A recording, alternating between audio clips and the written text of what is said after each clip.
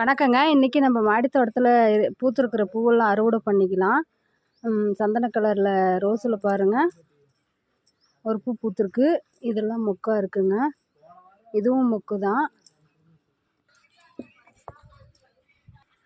அடுத்தது சாதா ரோஸு. இதுலேயும் பாருங்கள், இன்றைக்கி 2 பூ பூத்துருக்காங்க.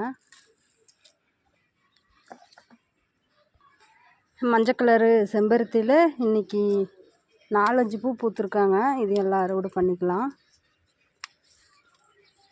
மாடி தோட்டத்துக்கு இப்போ தான் வந்து தண்ணி ஊற்றுனங்க.